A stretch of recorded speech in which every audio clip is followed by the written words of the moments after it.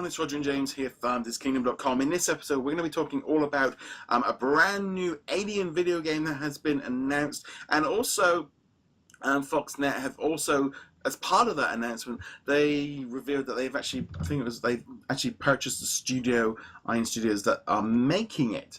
So it's very much Fox have been they've been going on, they've been buying up lots of companies and they've been buying lots of studios to make all their video games for them. And it's like, great, we've got an Alien shooter coming from them. But you've also just announced you just purchased a studio and Disney are buying you.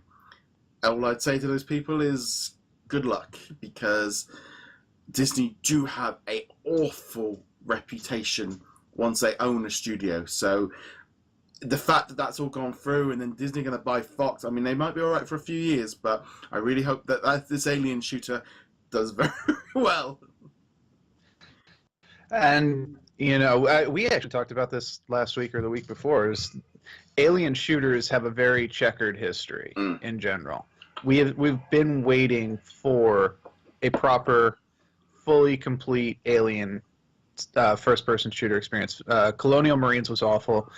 Isolation, at least in my experience, was half good and half meh.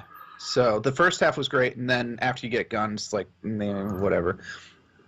But we don't know anything about this game. We have no idea, other than it being a first-person shooter. Is it going to be action? Is it going to be Colonial Marines? Is it going to be horror, thriller? Is it going to be, a PUBG-style game? I don't know. Yeah, actually, it was quite funny. I heard, I think it was kind of funny. They kind of said, well, it would be cool if you had it like Friday the 13th, where it was one person gets to play the alien and they're chasing down, or you've got to hunt it down as humans. And literally, I mean, it literally was just a tweet saying that they've done it, that they've purchased it and they're making it. So we really know very little about it.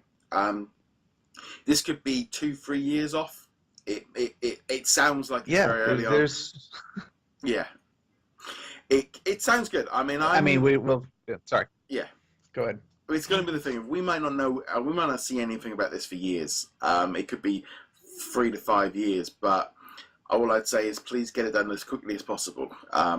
It's because, the longer this goes on, once Disney get hold of 21st Century Fox, just history is not very kind for them.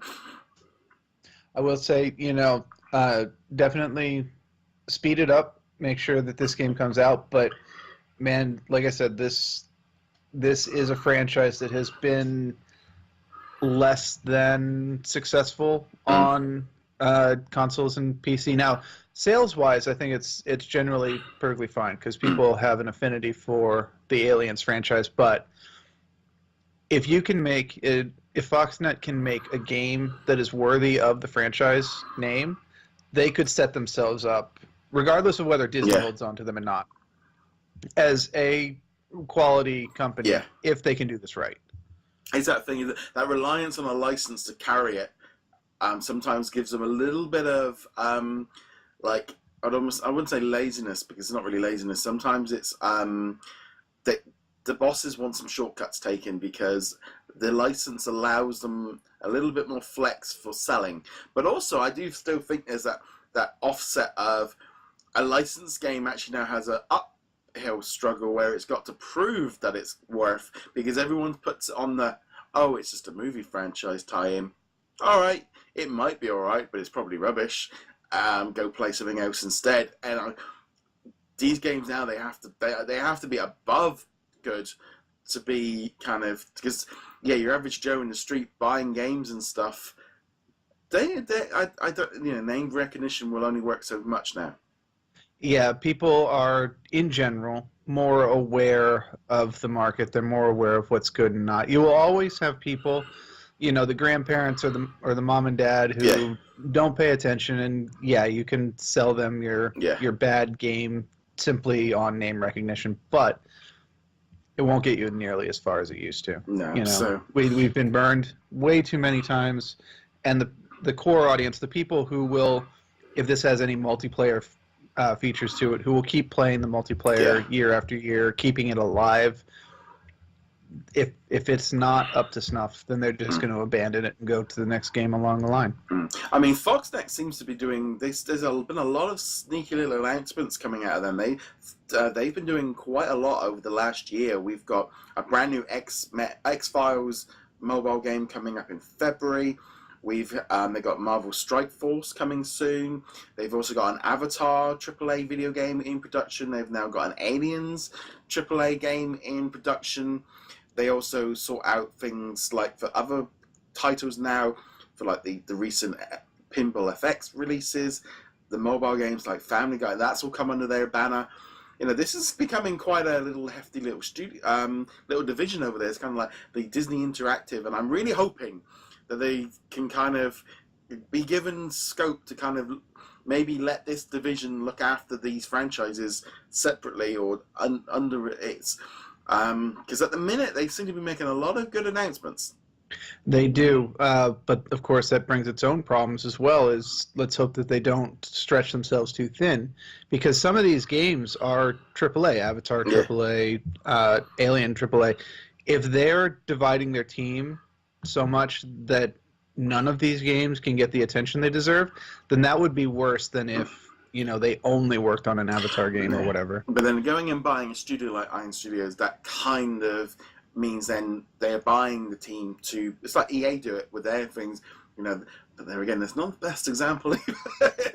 EA is not the company you necessarily want to be. Well, but that's the funny thing is you from a PR perspective, you probably don't want to mirror the EA, but if you want to look at Wall Street, if you want to look at sales numbers, again, though, how much of that is EA quality and how much of that is Star Wars branding or, whatever other games they're working on, Battlefield and all that stuff. So, yeah, yes and no. Yes. So there's a lot going on with Fox and Games. There's going to be something that's obviously going to become a regular occurrence on the show. We will be talking about like the Fox games and stuff. I'm also going to be sort of rebooting some of like Let's Plays and stuff. So Fox Fridays is going to be at least I'm going to try and kind of, because it's a good way for me to remember what day I'm supposed to upload them. I can't argue that. No. So you're going to start seeing at least one Fox video game Let's Play coming up a week on the channel. That's kind of sort of had a week off, and I've been like re-strategizing of what to do. So that's going to be one of the things that's going to be coming up. On that note, before we go off, remember to hit that subscribe button on whichever platform you are watching or listening this on. Check us out on social media, including Twitter and Facebook. Favorite the websites on whichever browser you are using. And you can check us out on Patreon, where you can get access to these from as little as $1 a month, including early access to some of these episodes each week. And James, where can they find you? You can find me heroiclegacy.com. On that note, guys, thank you very much for joining us. We'll be back soon. Later.